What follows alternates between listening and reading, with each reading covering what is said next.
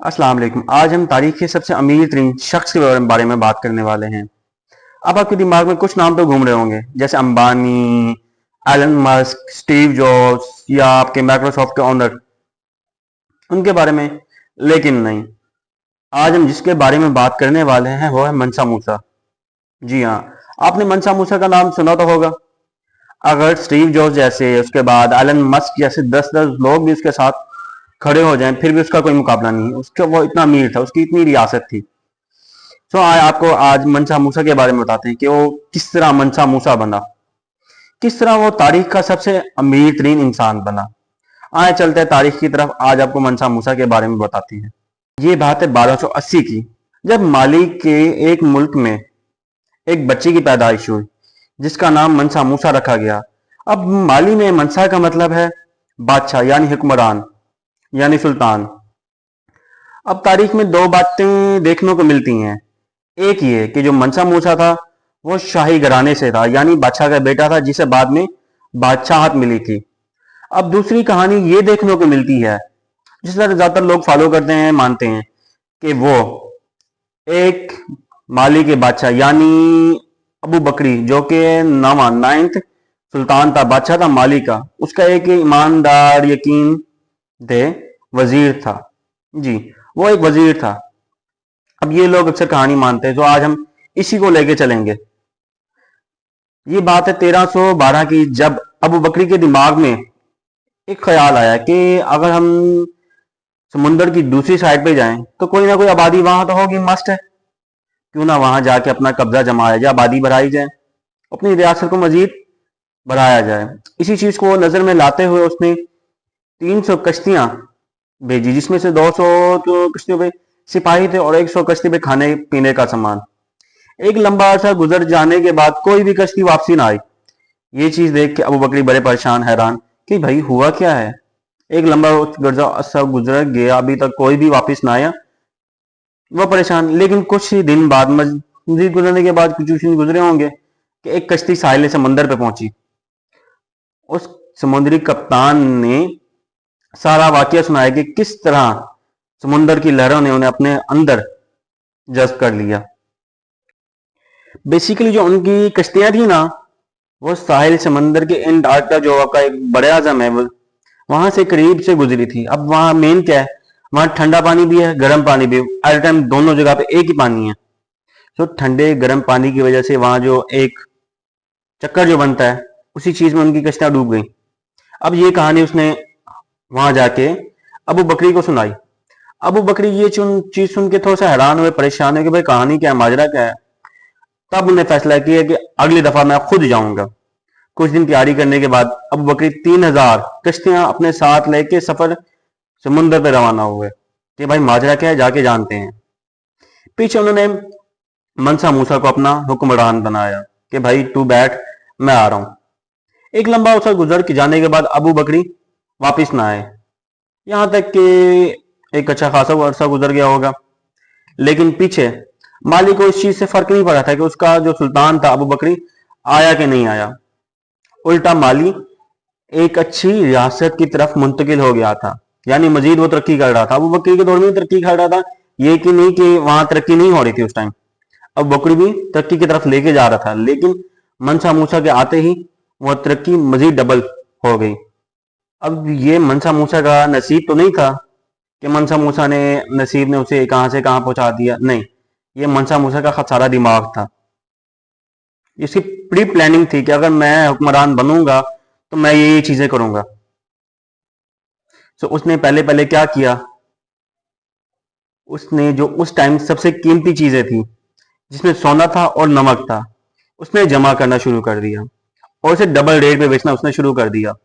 क्योंकि उस टाइम नमक और सोना बड़ा कीमती हुआ करते थे, स्पेशली सहरा में, क्योंकि सहरा में सबसे ज्यादा नमक इस्तेमाल होता है। वहां तो फ्रिज वगैरह थी नहीं उस टाइम, ना ठंडे इलाके थे, खाना खराब हो जाता था। इसलिए खाने को हमेशा नमक में पैक करके रखा करते थे ताकि नमक खराब ना हो, और खाने का नमक हुआ करता था वो। इसी चीज को उसने नजर में रखा। मजीद उसकी क्या एक और प्लानिंग थी कि अगर मजीद मुझे तरक्की करनी है तो उसने आसपास के जितने भी इलाके थे जहां नमक की खदानें थी, सोने की खदानें थी, उसने उस पर हमला शुरू कर दिया और उस पर कब्जा शुरू कर दिया। آہستہ آہستہ، اور یہ اس کی چال کامیاب رہی اور وہ اس طرح کے اس نے ترقی کرنا شروع کر دی۔ مزید ایک اور بات جو منسا موسیٰ کو کامیاب بناتی ہے، یہ تھا اس کا مذہب اسلام۔ اب دیکھا جائے تو مالی کی کم از کم 90%، 90% سے زیادہ آبادی مسلمانوں کی تھی۔ جی ہاں، مسلمانوں کی آبادی ہونے کی وجہ سے لوگ منسا موسیٰ کو سپورٹ کرتے تھے کیونکہ وہ بھی مسلمان تھا۔ وہاں ایک قبیلہ تھا بمبو ٹرائبس کے نام سے، جن نے منسا موسیٰ کی خلافت کی، لیکن منسا موسیٰ کی اتنی بڑی فوج کی آگے اس کی کیا چلنی تھی؟ چند دنوں میں اس کی فوج نے ان کا خاتمہ کر دیا اور وہ گھٹنوں پہ آ گئے۔ اسی چیز کو دیکھتے ہوئے منسا موسیٰ نے ایک چال چلی۔ مالی تو مسلم ملک تھا، لیکن اس نے کیا کیا کہ جتنی بھی مذاہب تھے وہ سارے آزادی میں اپنا مذہب میں جا سکتے تھے، یعنی جو بھی تھا، ہندو تھا، مسلم تھا، جوڈیزم تھا، وہ اپنا مذہب پرفارم کر سکتے تھے، ان کی کوئی پابندی نہیں تھی۔ ایک چیز مزید یہ اسے ترقی کی طرف لے گئی کیونکہ آس پاس کے جتنے بھی ملک تھے، ریاستیں وغیرہ تھی، اس نے اس چیز پہ منسا موسیٰ کو داد دی کہ بھائی مسلمان ہونے کے باوجود تو یہ کارنامے کر رہا ہے بھائی، نائس۔ ایک چیز یہ تھی منسا موسیٰ کو۔ مزید منسا موسیٰ نے اور کیا ٹیکسز لگانا شروع کر دی ہے وہاں اس ٹائم۔ دو چیزیں میں بتا چکا ہوں، سونا، نمک، تیسرا تھا کولا۔ اب کولا وہ پھل ہے جو آپ کو ریگستان میں پیاس نہیں لگنے دے گا۔ آپ ایک پھل کھاؤ گے نا، آپ کو پیاس نہیں لگے گی ریگستان میں، پھر آپ سوچیں اس کی کیا قیمت ہوگی، کیونکہ ریگستان میں پانی ہی نہیں ہوتا۔ اس نے ان تین چیزوں پہ بے تحاشا ٹیکس لگانا شروع کر دیے۔ اسے پتا تھا اگر میں مائنز پہ قبضہ کروں گا تو مجھے مائن سے کیا ملنا ہے؟ سونا، جو کہ میں آگے دیکھوں، لیکن میں اگر ٹیکسز لگاؤں گا تو میری فوج کو نقصان بھی نہیں ہوگا، نہ مجھے کسی چیز پہ قبضہ کرنا پڑے گا، پہلے سے آلریڈی میرے سارے ممالک میرے انڈر ہیں۔ تو اس نے بے تحاشا ٹیکس لگایا تینوں چیزوں پہ، جو کہ اس کی یہ مزید بات بہتر تھی ٹیکسز لانا، جو اسے ٹیکس جس طریقے میں مل رہا تھا وہ کسی طریقے سے سونا جمع کرنے بھی نہ ملتا۔ منسا موسیٰ کی ایک بات یہ بھی تھی کہ اس نے جو مائن چل رہی تھی سونے اور آپ کی نمک کی، اس نے کسی جگہ بھی ظاہر نہ ہونے دی کہ مائنز کہاں ہیں کسی بھی اور ممالک کو۔ اب یہ ہوتا کیا تھا کہ وہاں جو مائنرز تھے وہ سونا دیتے تھے ڈین کو، مطلب مختلف ممالک کو جو قریبی ہوا کرتے تھے، بھروسے مند، ان سے کھانے پینے کا سامان لیا کرتے تھے، اور جو دوسرے تھے وہ ممالک سے اپنا لین دین لیا کرتے تھے، یا ڈائریکٹ کسی سے لین دین نہیں کیا کرتے تھے۔ اسی طرح منسا موسیٰ نے یہ اپنی خدانیں سنبھال کے رکھی اور لوگوں سے۔ اب ایک واقعہ سناتا ہوں کہ جب منسا موسیٰ حج کے سفر پہ گئے تو بھائی سوچو کتنے بندے لے کے گئے ہوں گے، اتنا امیر ترین شخص دنیا کی تاریخ کا، 10,000، 5,000، 20,000، میکسیمم 30,000 نہیں بھائی، وہ اپنے ساتھ حج پہ 60,000، 60,000 بندے لے کے گئے۔ یار ایک 60,000 بندہ معنی رکھتا ہے۔ اب مزے کی سوچنے کی بات ہے کہ اس کے جو 12,000 سپاہی تھے، غلام تھے، انہوں نے خالی سونا اٹھایا تھا 12,000 لوگوں نے۔ اور سنیت نائک کی کہانی میں یہ آتا ہے ہسٹری میں کہ ان کے جو 12 اونٹ تھے نا، ان پہ خالی سونے کے پاؤڈرز لدے ہوئے تھے، میکسیمم جتنے ہو سکتے تھے۔ منسا موسیٰ جہاں سے بھی گزرتا وہاں سونا تقسیم کرتا۔ جی ہاں، کہا جاتا ہے کہ اس نے 20,000 کلو خالی انہوں نے زکوٰۃ ادا کی تھی سونے کی۔ اور یہ کہا جاتا ہے کہ اس وقت جب منسا موسیٰ سفر پہ نکلا تھا تو سونے کا ریٹ اس طرح گرا کہ جس طرح ہمارا گندم کا ریٹ گرا ہے، یہ 5200 تھا، پھر 2500 پہ آ گیا۔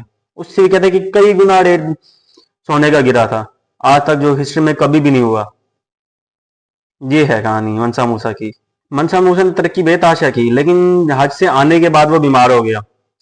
بیمار ہونے کے بعد جیسے اس کی وفات ہوئی تو مالی کی حالت وہ نہ آئی، کیونکہ جو اس کے وزیر تھے انہوں نے بیماری شروع کر دی، اور ایک حد تک وہ مالی بیٹھ گیا۔ جو اس کے ساتھ آس پاس کے ممالک تھے انہوں نے اپنی آزادی اختیار کر لی کہ بھائی ہم اب آزاد ہیں۔ بھائی ایک جو ملک ڈاؤن فال کے شکار ہو گئے، اور تو آزادی اختیار کریں گے، ہم آزاد ہیں، ہم مزید آپ کے غلام نہیں رہ سکتے۔ اسی چیز کو لیتے اور ممالک آزاد ہو گئے۔ اب کہا جاتا ہے کہ مالی کی حالت وہ نہیں رہتی اور ڈاؤن فال کا شکار ہو گیا۔ آپ مزے کی بات ایک اور بتائیں آپ کو، جو مالی تھا نا اس وقت بڑی اچھی تھی، اور آج کی بات کریں مالی اس وقت افریقہ کا गोल्ड माइन का तीसरा बड़ा सबसे बड़ा प्रोड्यूसर है, मतलब बड़ी माइन है, तीसरी बड़ी माइन है अफ्रीका की गोल्ड की। और बात की जाए दुनिया की तो वो 13 लार्जेस्ट गोल्ड प्रोड्यूसर है। तो भाई माल उसने मनसा मूसा ने बनना कि नहीं बनना था। ये थी आज की कहानी। इंशाल्लाह फिर मिलते हैं अगली वीडियो में।